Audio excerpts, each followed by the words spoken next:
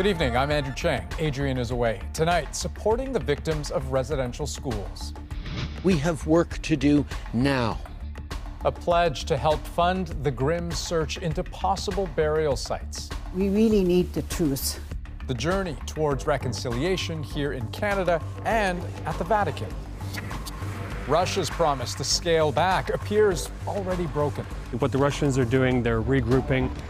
Plus, inside a city, fighting back Russian troops and winning, but at a great cost. Call it $5 Dollarama. Everything's more expensive right now. Discount stores raise their prices as inflation soars.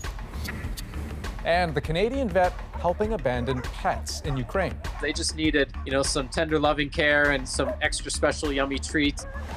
This is The National.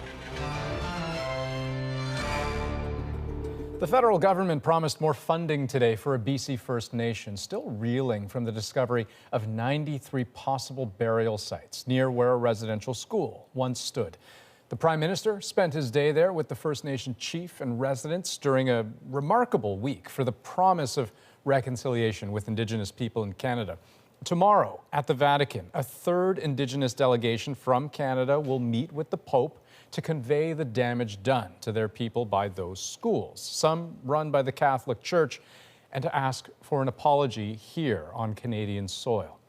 Renee Filipponi takes us to Williams Lake First Nation to put today's announcement in perspective, how the money will be spent and why people there say it is so urgently needed. Welcomed by the sound of children drumming, Prime Minister Justin Trudeau visited the Williams Lake First Nation. He said he was there to learn. Thank you for your strength in sharing your story. And spent the morning hearing firsthand stories from survivors of the St. Joseph's Mission residential school.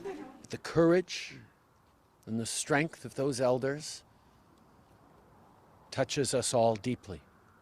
Thousands of Indigenous students were sent to the school, which was open from the late 1800s until 1981. In January, the First Nation revealed the discovery of 93 reflections, potential human burial sites, using ground-penetrating radar. Now the federal government is announcing nearly $3 million in additional funding to continue the search, which will survey more territory and even begin excavation. There is still a lot of work to do.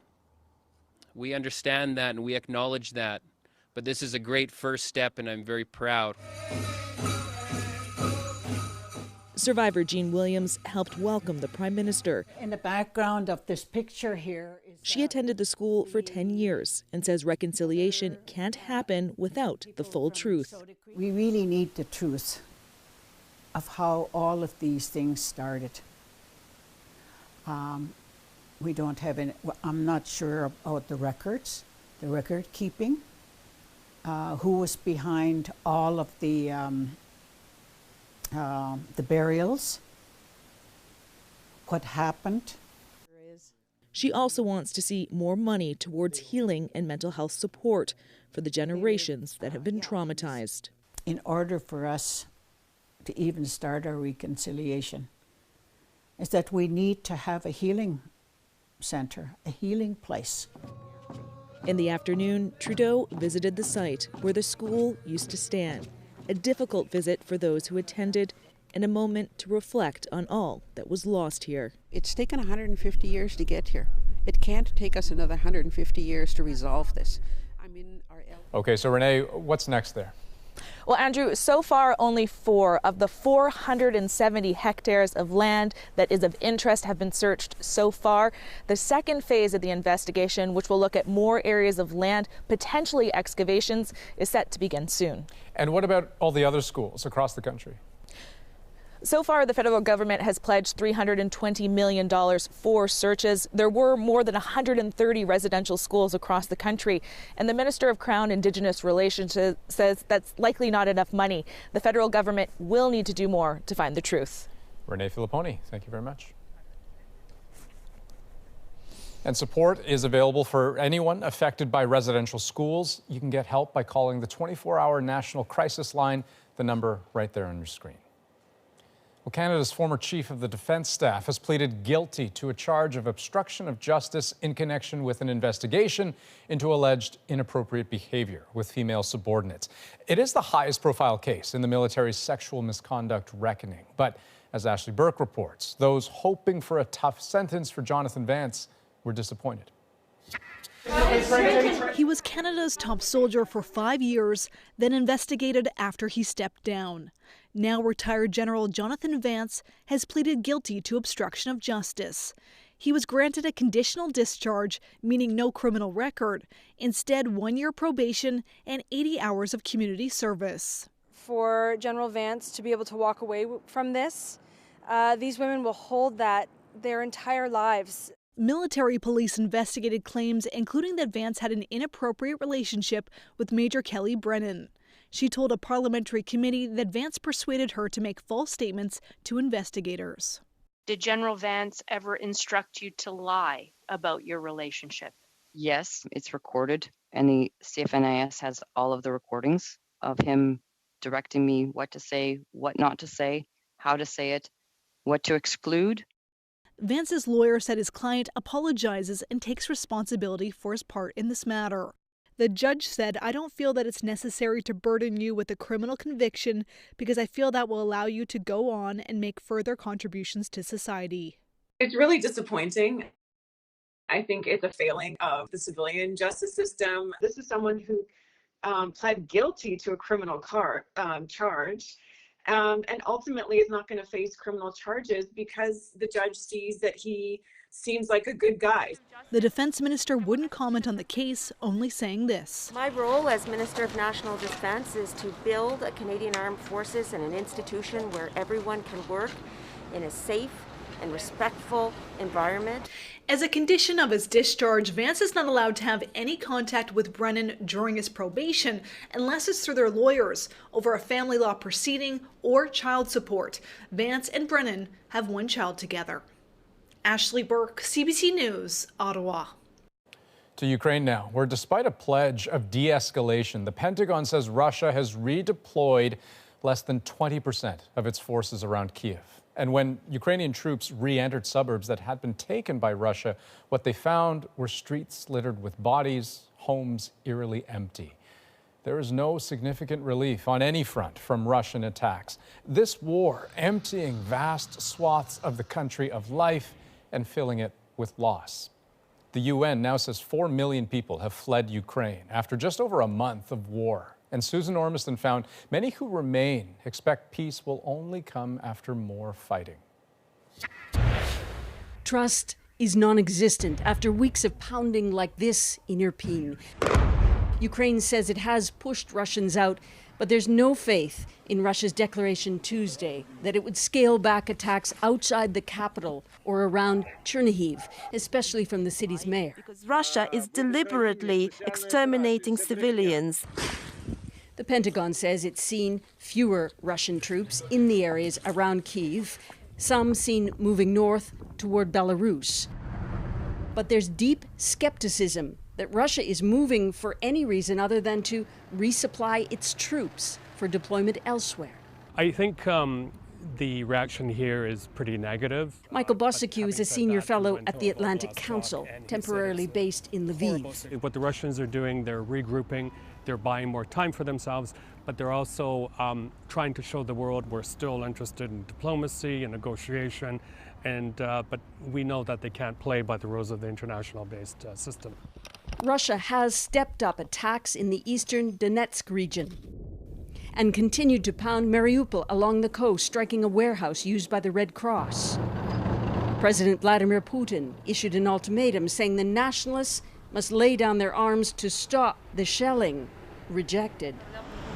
At an army surplus store in Lviv, Ukrainians said they won't give up any land to Russia. Ukraine cannot give up Crimea or the territory in the east, he said. According to the Constitution, the territory is ours.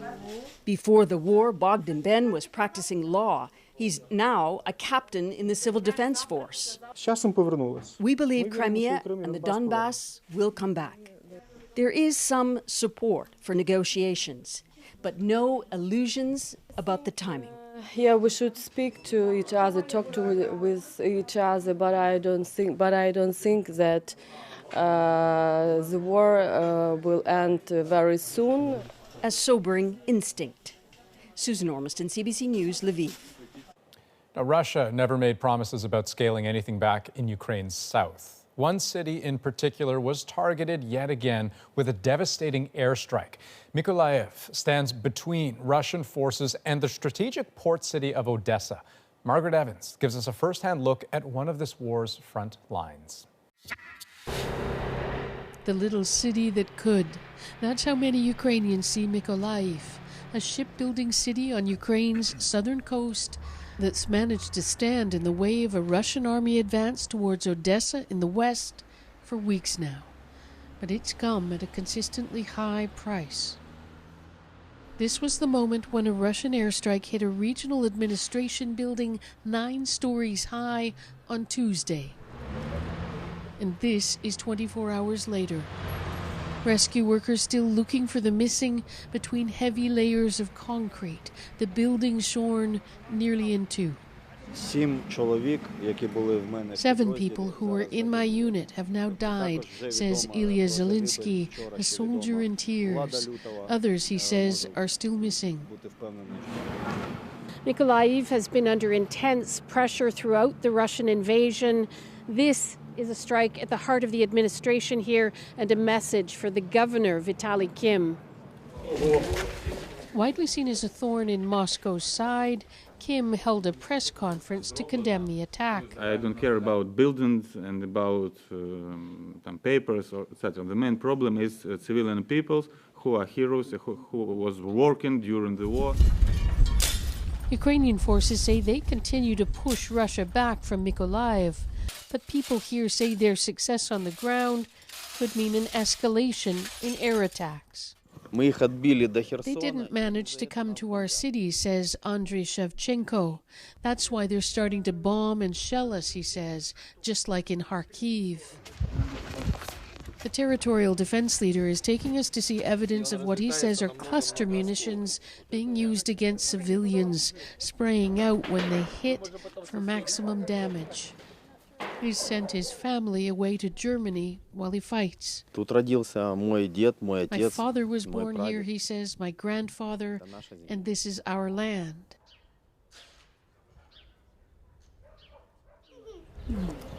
And this is not a city to be underestimated. That much is evident in those who've decided to stay, or in the civilians who've decided to fight any way they can. Margaret Evans, CBC News, Mykolaiv. Coming up, I'll speak to Canada's ambassador to the UN, Bob Ray, about how Canada and the world are seeking accountability for alleged war crimes in Ukraine. That's in about 10 minutes. One of the best-known companies in the world is failing to live up to its promise to suspend all operations in Russia. The closure to protest the invasion of Ukraine was welcomed by customers around the world. But now, as Sophia Harris tells us, some of that shine may be coming off those golden arches.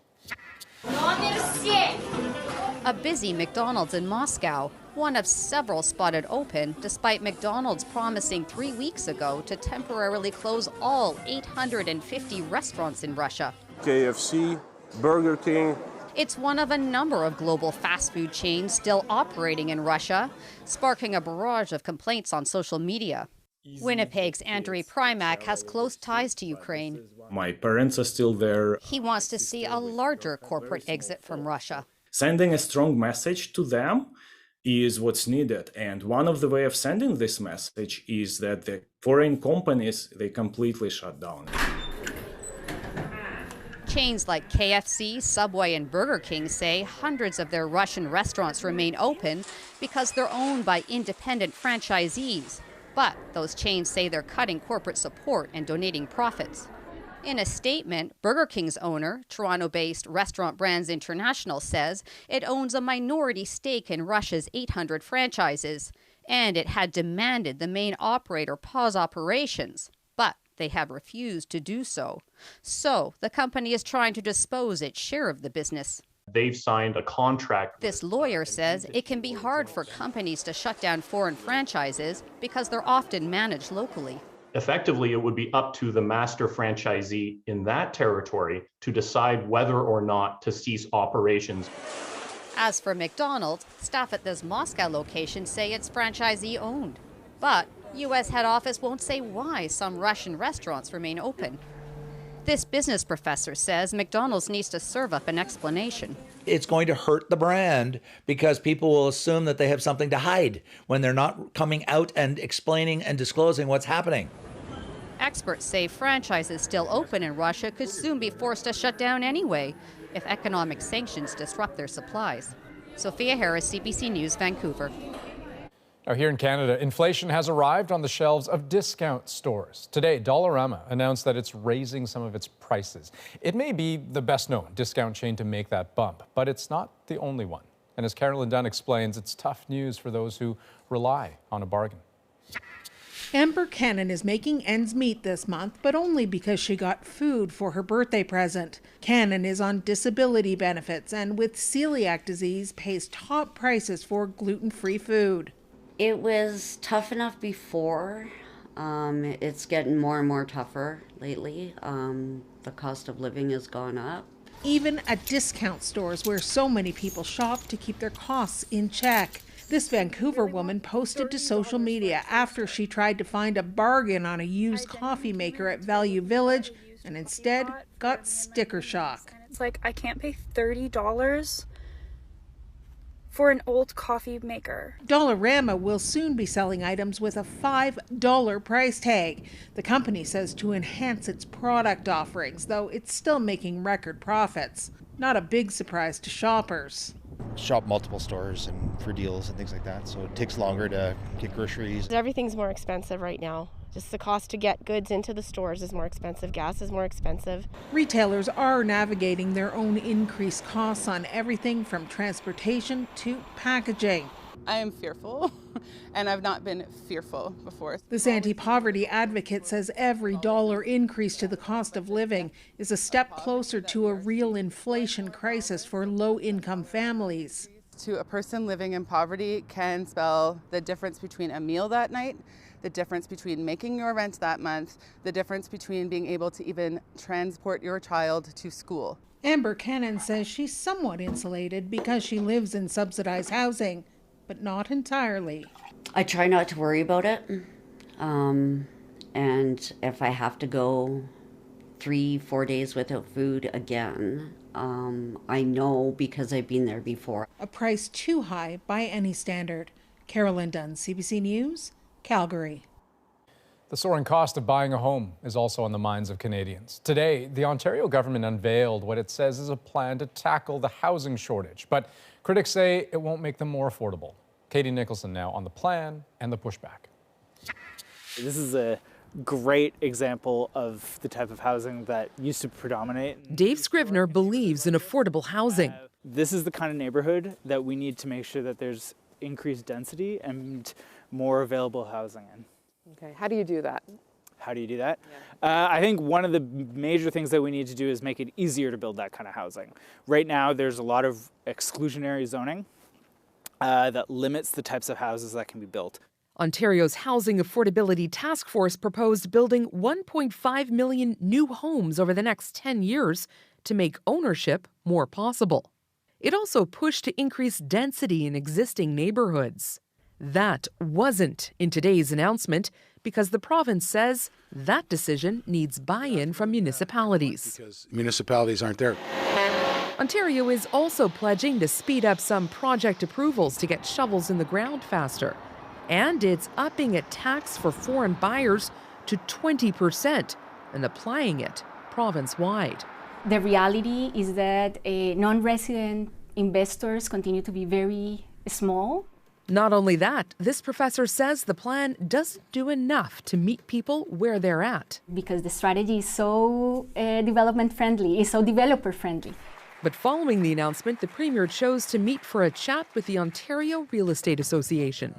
We're going to cut the red tape and all the regulations. That's pretty disappointing that that's their priority audience that they're going to go to right after their housing affordability announcement are the people who make money off more expensive houses. A much more useful audience, he says, talking to people who are priced out of neighborhoods like this one. Katie Nicholson, CBC News, Toronto. Well, the organizers of the Oscars say they did ask Will Smith to leave Sunday's ceremony, and he refused. They say he broke the Academy's code of conduct when he slapped Chris Rock on stage. Less than an hour later, Smith would go on to win Best Actor for his role in the film King Richard. Smith has since apologized, but the Academy says he could still face disciplinary action, including suspension or expulsion. That may be decided at its next board meeting in mid-April. At a performance in Boston tonight, meanwhile, Chris Rock told the audience he's still processing what happened. Bruce Willis is stepping away from acting due to a cognitive disorder. The actor's daughter shared the news on Instagram, revealing the 67-year-old was recently diagnosed with aphasia. It's a condition caused by brain damage that affects speech and comprehension. Willis's career spans 4 decades and about 100 films, including classics like Die Hard and Pulp Fiction. Well, there are widespread calls to charge Russian President Vladimir Putin with war crimes, and Canada could play an important role. Up next, I'll speak with Canada's ambassador to the UN, Bob Rae, about how likely charges are and what would need to happen before they're laid. Plus, this is what I'm made to do, is to play music for people, so that's what I'm gonna do. ahead of more meetings with the Pope, these Indigenous musicians are tuning up for a big performance. And a little later, the dogs left abandoned by war. We're examining them. Some of them need surgery to fix some wounds. They just needed, some tender, loving care. The Canadians who went to Ukraine to help them. We're back in 2.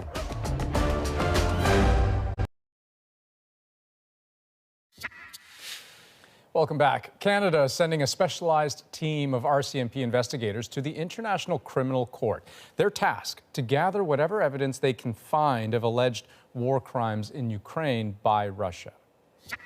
The world will continue to make Putin accountable for his war crimes. Among the accusations that Russian forces are either attacking indiscriminately or actively targeting civilians in civilian areas, from hospitals to buildings where families were clearly taking refuge.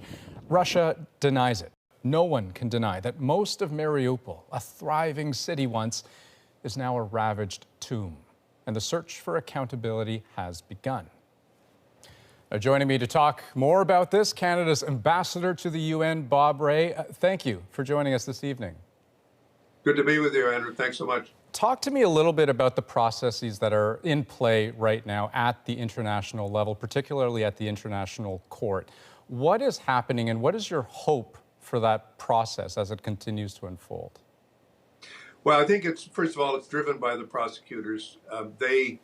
With respect to the International Criminal Court, which deals with personal responsibility for crimes against humanity, those cases typically take a long time, and they depend on amassing a lot of evidence.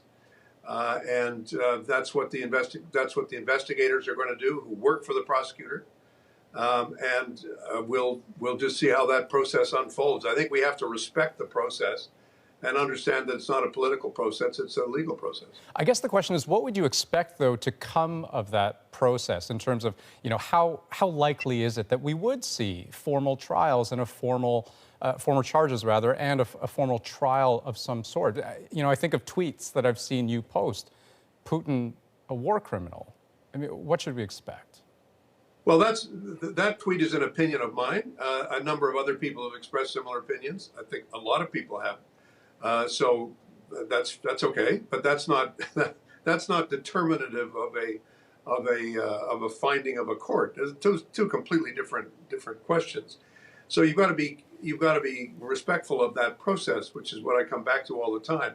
There is a criminal process. It will produce evidence. There is a ton of evidence out there that's available that the prosecutor is trying to draw together, finding out who's responsible for what particular events that have taken place, and what atrocities have happened. And that will take time. When you talk about evidence, we know RCMP investigators are expected to take part in that investigation. How would what they turn up be helpful to the International Criminal Court? What are the kinds of things that they would be looking for?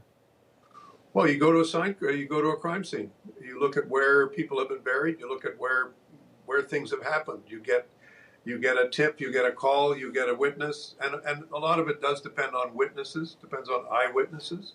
Depends on people being willing to come forward. It depends on the reliability of their evidence. There's a big difference between information and evidence. There's a big difference between news and evidence. And this is something that lawyers grow up with. We kind of know it instinctively. But it's important to respect that process. But there are people who are in jail for long periods of time because of evidence that they had either forgotten about or didn't think was important or didn't believe that any court would actually ever find them. And they've been proven wrong. If the goal here, at least in the short term, is a ceasefire, if it is de-escalation, if it is, ideally, peace in the region, is there any part of you that thinks that this case or the very open threats of prosecution that have been made, whether it's on Twitter or whether it's in other forums, whether that helps or hurts that cause? I don't think you should ever give up on justice, Andrew. I'm not one of those people who feels that.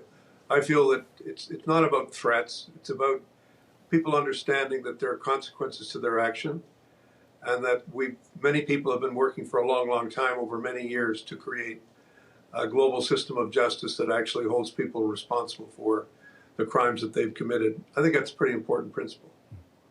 Bob Rae, Canada's ambassador to the UN, thank you for taking this time. Thank you.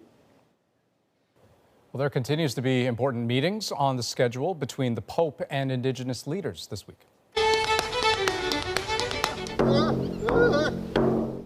What these musicians hope they can bring. Plus, revisiting Kamloops, what that community hopes will come of the Vatican meetings.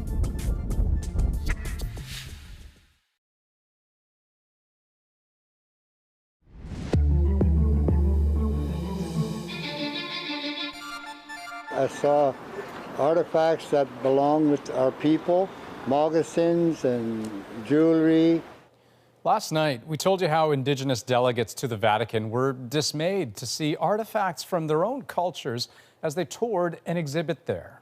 Well, today, the leader of the Inuit delegation, Natan Obed, told CBC News that he arranged to meet with the curator and spent a couple of hours in discussion. Obed told us the curator was quite open to any scenario that we proposed, including repatriation. Now, a preview of what the Pope will see on Friday when that historic visit by Indigenous delegates comes to a public crescendo. Juanita Taylor explains how these performances are meant to show that residential schools run by the church failed to erase their culture after all.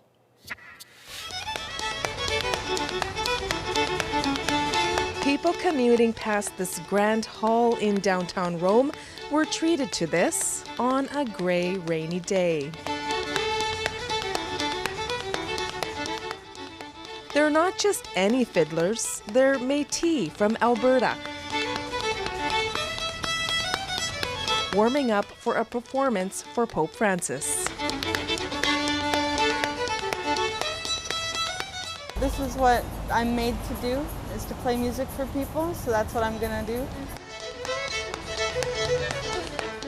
Brianna Lizotte and Alex Kusterwalk have been invited by the Métis National Council to be a part of this visit in Rome, where a delegation of Indigenous elders, survivors, and youth have been sharing their stories of how residential school has impacted them and their people. These young fiddlers hope their music helps support their elders. Especially through music, I find that it helps uplift everyone's spirits, especially when talking about something so traumatizing and something that is in our families still of intergenerational trauma. So it's just really important that I'm here and playing the fiddle.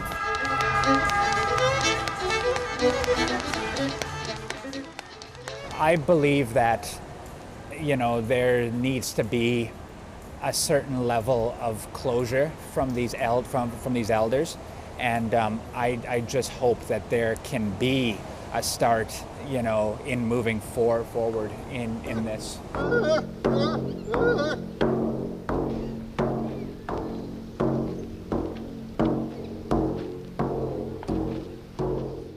David Sekwak made this drum for the occasion. White in color to symbolize peace, a message for the Pope. He says Inuit Teparit Kanetami invited him to be a part of the cultural presentations at the final audience.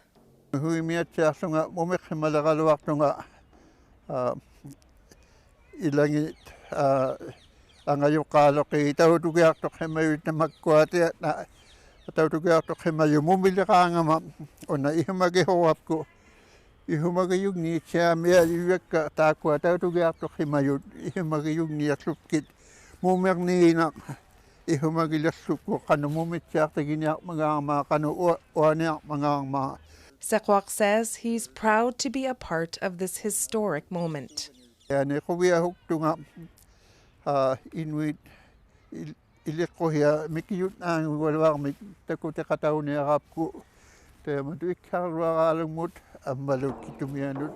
of the things that we've been hearing over the years as part of the residential school story, as it's been told, is the pain that the people feel that their culture had been suppressed through that system. Let's use this as an opportunity to show that as we want to heal relationships, as we want to move forward on reconciliation, culture needs to be acknowledged and respected, shared and celebrated. Brianna Lizotte is already seeing an impact. Within the last 5 days of me being here and starting this conversation, a lot of my family members have come forward and actually told me that they are survivors. So I feel like what we're here doing is it's working, and these hidden stories that have been hidden for so long are finally coming out, and people are finally speaking their truths about being a survivor. Alex Kusterok hopes their performances will have a lasting impact on the Pope. You know, just being able to contribute music and to just represent to him that we are lively people, that we are full of life. And the music, you know, whether you're the Pope or not, it has the power to move you. And I hope that he can remember how the music makes him feel and associate that with the Métis and the First Nations and the Inuit people.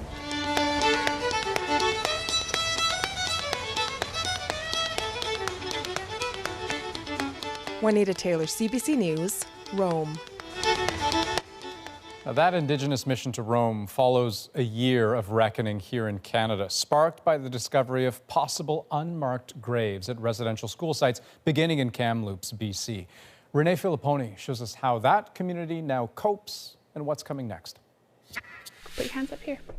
Go. At her home on the Kamloops to Secwépemc Nation, Ashley Michelle sews a traditional ribbon skirt with her daughter. For her, every stitch is mending scars from the legacy of residential school. For me, reconnecting back to culture and language was something that I've always wanted to do. I just didn't know how to do it. Her grandmother is a survivor of the Kamloops Indian Residential School, a place of abuse, death, and assimilation, the effects of which weigh heavy on younger generations. I can't speak my language. I had to relearn my culture because of what our ancestors, our elders, our survivors went through. Okay, so we're gonna put the glue up and you're gonna glue all the way down here. Michelle turned her journey to regain Indigenous knowledge into a business and has become a strong voice for intergenerational trauma. Our kids do not need to feel this pain, and it stops with my generation. She spoke directly to the Prime Minister during his visit in October, a trip he made months after the discovery last spring of more than 200 possible unmarked burial sites. You have to pass on this knowledge to the next generation. It's just, and I'm really glad that the world knows. Dina Jules is a survivor and growing up heard stories of children being buried in the orchard. She helped organize the ground-penetrating radar, which made findings that have been difficult to come to terms with. I think with the whole grieving process, you know, you get angry, you get really sad, you get really angry. So it just keeps going round and round. So in here, we have this is the 4th floor of the Kamloops Indian Residential School. Inside the boys' dormitory of the residential school, Kamloops Chief Roseanne Casimir reflects on how the past 10 months have been. There has been so much different and various and re-traumatized and re-triggered painful memories, especially from the community. She is part of the delegation to the Vatican and will personally invite the Pope to Kamloops when he visits Canada. To me, a meaningful apology will only take place after he has the opportunity to hear the truths from our survivors of the residential school and from the intergenerational survivors, and knowing the pain that it has caused. You got this, go. It's a cycle of pain Ashley wants to end with her generation. The pair pay a visit to her grandmother Charlotte, who lives a short walk away. The elder is proud of what Ashley has done to reconnect with her Indigenous roots, something she sees as integral for everyone who has been harmed. And my mom always told me, the truth will hurt, but the truth will heal, and it will set you free. And I firmly believe that. Our Native people really need to work with each other and believe in each other, and then we'll start to heal. A journey this family is already on. Love and support driving the path for the future. Renee Filipponi, CBC News on the Kamloops to Secwepemc Nation. And our coverage of the meetings with the Pope continues here on The National. Ian will be hosting from Rome tomorrow and Friday. Well, the federal government has laid out an ambitious plan to cut emissions, including a push towards electric vehicles. If you're going to convert the whole Canadian vehicle fleet to EVs, we will need millions of charging stations. Coming up, why some say it falls short. Plus, the mysterious discovery unearthed in a theater renovation and the anticipation of what might be inside.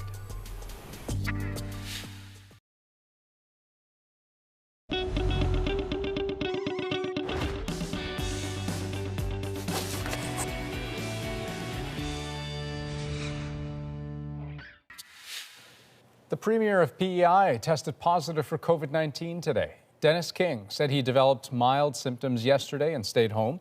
He says he plans to continue to isolate for the rest of the week.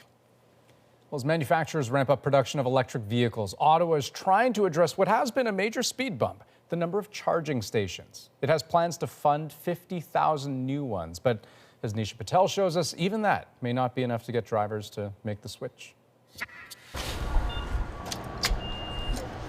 At a Toronto gas station, it's easy to get drivers to talk about the roadblocks for electric cars. I can't go everywhere. I don't have the time to wait. So me being able to plug it in somewhere is also the biggest concern, right? Lack of infrastructure like charging stations comes up time and again. Canada's new climate plan attempts to tackle that, investing almost $1 billion to add 50,000 charging stations. But some say that's still not enough. If you're going to convert the whole Canadian vehicle fleet to EVs, we will need millions of charging stations. Industry groups like the Canadian vehicle manufacturers are also calling for the federal government to triple its consumer incentive to nearly $15,000 per purchase. I recognize this is very, very expensive, but this isn't forever. This is the cost of moving consumers quickly into electrification. Clean energy advocates are especially glad to see a sales mandate. In just 4 years, 1 in 5 new cars sold at a local dealer will have to be zero emission. What I think is really positive is this is ambitious but achievable. Provinces like BC and Quebec are already doing this, and they say it works to get consumers to shift gears. Those provinces put zero emission vehicle mandates in place, and boom, last year there was 13% of new car sales were electric vehicles in British Columbia. Still, big plans like these can involve lengthy consultations, and experts say that could limit success. My concern is it takes time to get this right, and we don't have a lot of time before the 2030 target. So while it's likely we'll all be driving electric cars eventually, if this plan is to get us to 2030, all parties will have to move fast. Nisha Patel, CBC News, Toronto. Well, those fleeing the war in Ukraine have been faced with heartbreaking decisions to leave the animals they love behind. They just miss their families and, they're scared from the bomb blastings. Up next, how a Canadian vet and his daughter are trying to help.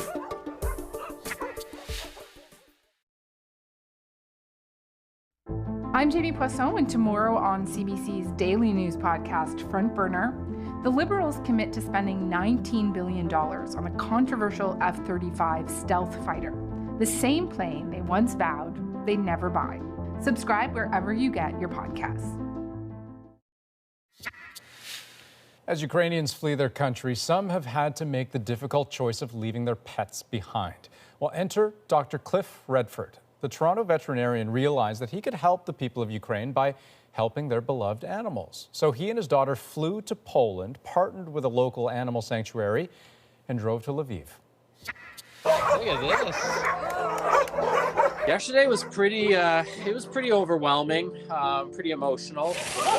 We had been told that there were 300 dogs, but that number doesn't quite fathom until you see them all.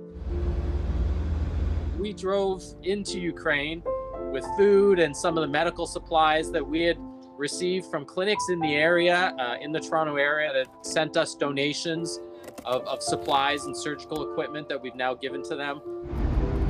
So we've just crossed over the border of Poland into Ukraine. We're heading into the Lviv area, specifically to Natalia's dog shelter. And we're basically treating animals that have been displaced from the Ukraine war. But also the Ada Foundation here had been going into Ukraine and collecting street dogs or collecting dogs that were now homeless because their families had been bombed or had to leave at such short notice. But recently there's been some change to the rules due to concern about rabies and other diseases, that only pets can come with their refugee families now, and we can't take animals into Poland. So that's why we went into Ukraine. We would much rather be able to take some of these dogs into Poland with us, but right now that's not possible, so we just do what we can. But being a veterinarian, and my daughter and I have traveled a lot around the world and volunteered, never to a country that's neighboring a country that's in war. But it gave me a chance to help out and offer some advice and give some minor little treatments as far as bandaging, and then sort of educate these shelter workers on how to deal with the massive numbers that they're dealing with. We're here for 5 more days, and there's still a lot of animals, so we're examining them. Some of them need surgery to fix some wounds, broken legs. Seeing these dogs, they just miss their families, and you know, they're scared from the bomb blastings and they're sensitive to that kind of noise. They just needed some tender, loving care and the scratch behind the ear. I think this has inspired all of us, certainly has inspired me. It is an uncertain future in Ukraine for many of those abandoned animals. If they even make it to a shelter, they have to stay for 3 weeks until a rabies shot takes effect. Only then will they be allowed to leave the country, and that's assuming they have some place to go. Well, coming up, an unusual discovery inside a New Brunswick theater. Our imaginations went wild fast. The secret safe found under the lobby floor, and what's inside, just the beginning of this mystery.